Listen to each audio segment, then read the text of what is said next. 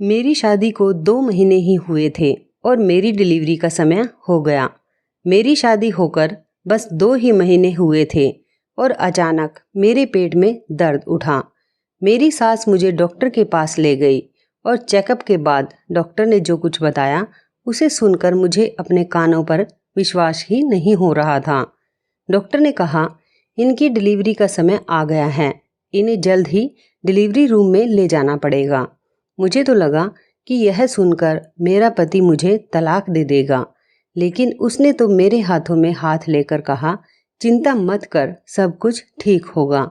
मैंने एक बच्चे को जन्म दिया, पर मुझे अभी भी विश्वास नहीं हो रहा था कि ये बच्चा मेरा है, क्योंकि शादी से पहले मेरा किसी लड़के के साथ कभी कोई रिश्ता नहीं था।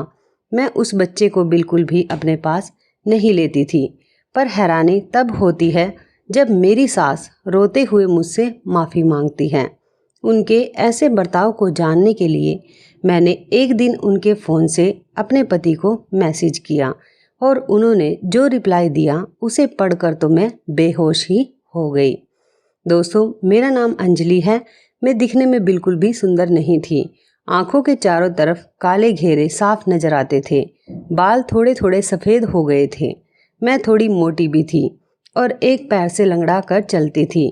पर हैरानी इस बात की भी होती कि मेरे कमरे में जो तस्वीर थी उसमें मैं बहुत सुंदर नजर आ रही थी। मेरी बहन मुझसे 6 साल छोटी थी, फिर भी उनकी शादी हो गई। मुझे ऐसी चिंता में देखकर कहती, आप चिंता मत करो, एक दिन आपको भी कोई ना कोई पसंद कर ही लेगा। एक दिन मैं पूजा कर रही थी, तभी मेरी बहन दौड़ी दौड़ी आई और कहने लगी कि दीदी जल्दी से तैयार हो जाओ, आपको लड़के वाले देखने आए हैं। मैं मेरी बहन से कहने लगी कि मुझ जैसी लड़की को कौन पसंद करेगा। अगर आपने सच्चे दिल से भगवान से प्रार्थना की होगी तो ये लड़का आपको ज़रूर पसंद करेगा। मैं तैयार होकर हॉल में आई। वहाँ देखा वो लड़का और उसकी माँ बैठी हुई थी। लड़के की माँ ने बड़े प्यार से मुझे बुलाया और अपने पास बैठाया। लड़के को देखकर लग रहा था जैसे मैंने उन्हें कहीं देखा है। मैं भगवान से प्रार्थना कर रही थी कि ये लोग मुझे पसंद कर लें और उतने में लड़की की माँ बोली, हमें लड़की पसंद है और अगर आप लोगों को कोई दिक्कत ना हो तो हम अभी अंगूठी पहनाना चाहते हैं। दोनों तरफ से हाँ हो गई और जल्दी से जल्दी शादी करने की तैयारियां शुरू हो गई। मैंने अपने घर वालों से साफ कह दिया था कि मुझे शादी धूमधाम से नहीं करनी है, क्योंकि मुझे डर था कि मेरे बदसूरत होने के कारण लोग मुझ पर हंसेंगे। मेरी शादी हुई और मैं राजू की पत्नी बनकर उसके घर आई। मैं बहुत खुश थी। थोड़ी देर में राजू कमरे में आता है। वो भी खुश नज़र आ रहा था। उसने मेरा हाथ अपने हाथों में लिया और कहा कि पूजा थैंक यू मेरी ज़िंदगी में आने के लिए, और गिफ्ट के तौर पर एक अंगूठी मुझे पहनाई। मुझे इन बातों पर विश्वास ही नहीं हो रहा था कि ऐसा कैसे हो सकता है। मैं इतनी बदसूरत और मोटी होने के बावजूद राजू ने मुझे कैसे पसंद कर लिया। उस पर उसने कहा कि इंसान का मन सुंदर होना चाहिए, बाहरी दिखावे का कोई फ़ायदा नहीं। उसकी ये बातें सुनकर मुझे हंसी आई। राजू मुझसे बहुत प्यार करता था और मेरी सास मेरा माँ की तरह ही ख्याल रखती थी। मैं बहुत मोटी हो गई थी। राजू को तो बिल्कुल भी सूट नहीं करती थी, इसलिए मैंने डाइटिंग के बारे में सोचा। इस पर सास कहने लगी कि यदि तुम दिखने में सुंदर लगोगी तो राजू को ये बिल्कुल भी अच्छा नहीं लगेगा। ये बात मेरी कुछ समझ में नहीं आई। मेरी सास मुझे रोज राजू के आने से पहले कुछ मीठा खाने को देती और मैं उसे उनका प्यार समझकर खा लेती। आज उन्होंने मुझे केक खाने के लिए दिया, तभी मेरे पेट में दर्द उठा। अभी यह मेरे साथ रोज होने वाली बात थी। वो जब भी मुझे मीठा खाने के लिए देती, मेरे पेट में दर्द उठता। राजू के आने तक मैं परेशान हो जाती और राजू रात भर मेरे लिए जागता। हम दोनों को बात करने तक का मौका नहीं मिल पाता और इसी चीज़ से मैं बहुत परेशान हो गई थी। एक दिन मैंने सोचा कि अब वो मीठा मैं नहीं खाऊंगी, क्योंकि अब मुझे मेरी सास पर शक होने लगा था। शायद वे हमारा प्यार देखकर जलने लगी थी। इसलिए हम दोनों को अलग रखने की कोशिश करती थी। मेरी सास मेरे लिए मिल्क शेक लेकर आई। मैंने कहा, मैं कमरे में जाकर पी लूँगी, अभी मुझे उल्टी जैसा हो रहा है। उन्होंने कहा, ठीक है, पर पी जरूर लेना। मैं कमरे में गई और मिल्क शेक छुपाकर रख दिया। मुझे लगा कि आज मेरे पेट में दर्द नहीं होगा, पर मेरा अंदाज गलत साबित हुआ। मेरे पेट में दर्द उठा और धीरे धीरे बढ़ने लगा। मेरी आवाज़ सुनकर सास दौड़ी दौड़ी आई और राजू को फ़ोन किया। राजू के आने के बाद मुझे अस्पताल ले जाया गया, जहां मुझे इमरजेंसी वार्ड में एडमिट किया गया। चेकअप के बाद डॉक्टर ने कहा कि पेशेंट की डिलीवरी का समय आ गया है, इन्हें लेबर रूम में ले चलो। ये सब सुनकर मैं हैरान थी। मैं चिल्ला कर कह रही थी कि ऐसे कैसे हो सकता है, मेरी शादी को सिर्फ 2 महीने ही हुए हैं। मैंने राजू से कहा, मुझे यहाँ से ले चलो, यह डॉक्टर पागल हैं, मुझे यहाँ अपना इलाज नहीं कराना। पर मेरे पेट का दर्द बढ़ता ही जा रहा था। मैं ज़ोर ज़ोर से चिल्ला रही थी। तभी राजू ने मेरा हाथ पकड़कर कहा, चिंता मत करो, सब ठीक हो जाएगा। सभी लोग बाहर चले गए। मेरी डिलीवरी का समय पास आ गया था और 2 घंटे बाद मैंने एक बच्चे को जन्म दिया। मुझे विश्वास ही नहीं हो रहा था कि ये बच्चा मेरा है, पर मैंने अपनी आंखों से इस बच्चे को जन्म देते देखा है। मैं डर रही थी कि अब मैं राजू का सामना कैसे करूं। वो मुझे अब तलाक दे देगा और समाज में अब मेरी कोई इज्जत नहीं रहेगी। ये सब सोचकर मैं रोने लग गई। थोड़ी देर बाद मेरी सास और मेरे पति कमरे में आए। उन्हें देखकर साफ पता चल रहा था कि वो दोनों बहुत खुश हैं। मेरी सास ने उस बच्चे को मेरी गोद में रखा और कहा, ये लो तुम्हारा बच्चा, बेटा हुआ है तुम्हें और बिल्कुल तुम्हारी ही तरह दिखता है। मैंने मुंह फेरते हुए कहा, इस बच्चे को मेरे पास मत रखो, ये बच्चा मेरा नहीं है। मुझे घर लाया गया। मैंने साफ शब्दों में सास और राजू से कह दिया था कि ये सब मेरे मायके में पता ना चले। पापा तो पता नहीं क्या सोचेंगे मेरे बारे में। राजू मेरा बहुत ख्याल रखता था। उसकी जगह अगर कोई और होता तो अब तक मुझे उसने तलाक दे दिया होता। मेरी सास उस बच्चे को संभालती, मैं तो उसकी तरफ देखती भी नहीं थी। राजू ने उसका नाम आकाश रखा था। एक बात जो मैं समझ पा रही थी कि जब से ये बच्चा हुआ था, मेरी सास और मेरे पति के बीच बहुत लड़ाई होती थी, क्योंकि इससे पहले कभी राजू ने अपनी माँ से इतनी ऊंची आवाज़ में बात नहीं की थी। जब भी वो बच्चा रोने लगता, मेरी सास उसे मेरे पास ले आती, लेकिन मैं उसे अपने पास नहीं लेती थी। मेरी सास रोते हुए मुझसे कहती, मुझे माफ़ कर दो, और जब मैं उनसे पूछती कि आप ऐसा क्यों कह रही हो, तो वे चुप हो जाती। एक दिन मैंने मेरी सास को राजू से ये कहते सुना कि बुढ़ापे में मुझसे बच्चा नहीं संभलता, तुम्हारी बीवी से कहो कि इसे संभाले, नहीं तो तुम इस बच्चे के लिए दूसरी माँ ले आओ। राजू गुस्से में कहने लगा कि माँ, ये सब तुम्हारी वजह से हुआ है। अगर तुमने वो सब नहीं किया होता तो आज ये सब नहीं हो रहा होता। ये सुनकर मेरी सास रोने लग गई। थोड़ी देर बाद राजू मेरे कमरे में आया और मेरे रूप की प्रशंसा करने लगा। राजू सही में मुझसे बहुत प्यार करता था। बच्चे को जन्म देने के बाद मैं सच में बहुत सुंदर लगने लगी थी। मैं खुश थी, लेकिन मुझे मेरी सास पर शक होने लगा था।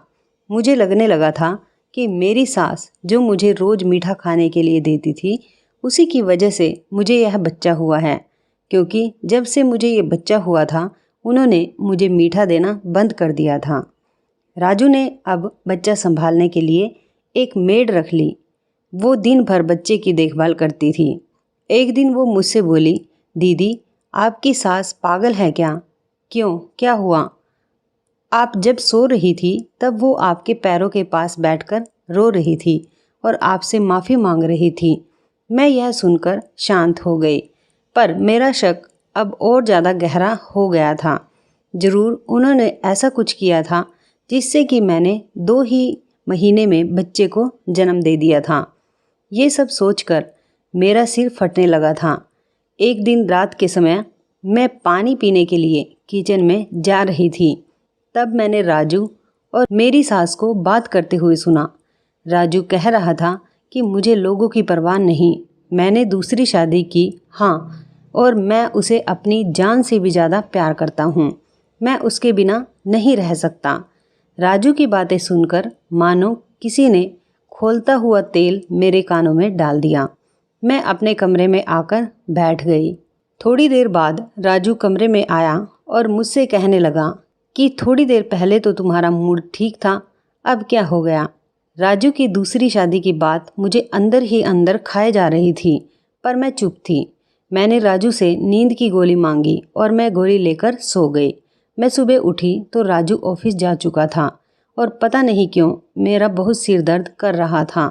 सामने ही मुझे मेरी सास का मोबाइल पड़ा दिखा। मैंने वो फ़ोन लिया और राजू को एक मैसेज किया, अंजलि का क्या करना है। मेरे दिल की धड़कनें बढ़ गई थी, बहुत डर लग रहा था। उतने में राजू का फ़ोन आता है। मेरे तो हाथ पैर डर के कारण कांपने लगे। मैंने बहुत हिम्मत करके फ़ोन उठाया। सामने से मेरे बिना कुछ बोले ही राजू कहने लगा, माँ तुम अंजलि के पीछे क्यों हाथ धोकर पड़ी हो, उसने तुम्हारा क्या बिगाड़ा है।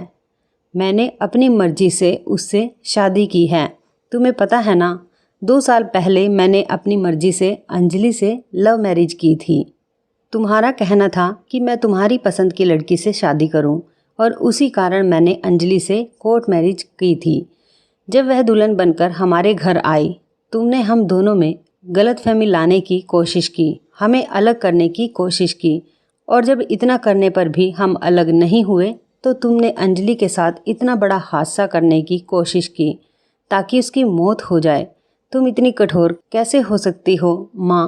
कोई अपनी ही बहू के साथ, याद है उसे कितनी चोटें आई थी। डॉक्टर भी हैरान थे कि वो इतना सब कुछ होने के बावजूद बच कैसे गई और वो कोमा में चली गई। जब तुम्हें पता चला कि वो माँ बनने वाली हैं, तब तुम्हें अपनी गलती का एहसास हुआ और तुमने मुझे सब सच बताया। दरअसल राजू की माँ ने अंजलि को राजू से अलग करने के लिए, ताकि वो अपनी मनपसंद लड़की से राजू की शादी करा सके, उसकी गाड़ी का ब्रेक फेल कराया था और अंजलि का बहुत बड़ा एक्सीडेंट हुआ था और जिसके कारण अंजलि को काफ़ी चोटें आई और वह कोमा में चली गई थी। पर कोमा से बाहर आने के बाद अंजलि को पहले का कुछ भी याद नहीं था।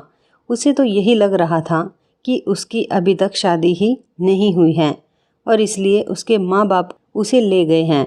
तुम्हें याद है जब अंजलि की बहन का फ़ोन आया था और उन्होंने कहा था कि दीदी को फिर से शादी करके ले जाओ, क्योंकि उन्हें अभी तक यही लगता है कि उनकी शादी ही नहीं हुई है और वो डिप्रेशन में जा रही है। तब हम अंजलि के घर फिर से उसका हाथ मांगने गए थे। जब वो शादी करके आई तो तुम उसका बहुत ख्याल रखने लगी थी। उसकी दवाइयों की भी जिम्मेदारी तुम पर थी और तुम उसे मीठा देने के बहाने से उसे समय से दवाइयाँ देती थी और तुम अब फिर से लोगों की बातों में आ रही हो। मैंने अंजलि से दूसरी बार शादी की, पर सिर्फ दिखाने के लिए। वो बेचारी तो अभी भी इसी सदमे में है कि वह 2 महीने बाद ही बच्चे को कैसे जन्म दे सकती है और इसी वजह से उसने अपने ही बच्चे को अपने से दूर रखा है। राजू सब जोर जोर से बोल रहा था और मैं चक्कर खाकर वहीं गिर पड़ी। आँख खुली तो मैं अस्पताल के बेड पर थी। मुझे पहले का सब कुछ याद आ गया था और मैंने राजू से अपने बच्चे को अपनी गोद में लिया। बस इससे बड़ा सुख दुनिया में और कोई भी नहीं है। मेरी सास ने मुझसे माफ़ी मांगी और मैंने माफ़ कर दिया। हालांकि यह इतना आसान भी नहीं था, क्योंकि इतना सब कुछ उन्हीं की वजह से हुआ था। पर शायद भगवान मुझे भी माफ़ी दे, क्योंकि जाने अनजाने में मैंने भी अपने बच्चे को खुद से दूर रखा था। तो दोस्तों, ये थी आज की कहानी। कैसी लगी आपको आज की कहानी? आप हमें कमेंट बॉक्स में ज़रूर बताएं। यदि आपको हमारी ये वीडियो अच्छी लगे तो आप हमारी इस वीडियो को लाइक शेयर ज़रूर करना, हमारे चैनल को भी सब्सक्राइब करना, और यदि आप हमें फेसबुक पर देख रहे हैं तो आप हमारे फेसबुक पेज को लाइक और फॉलो ज़रूर करें। तो दोस्तों, फिर मिलते हैं ऐसे ही ज़बरदस्त कहानी या टिप्स के साथ नई वीडियो में। तब तक के लिए धन्यवाद। आप सभी अपना ख्याल रखना। आपका दिन शुभ व मंगलमय हो।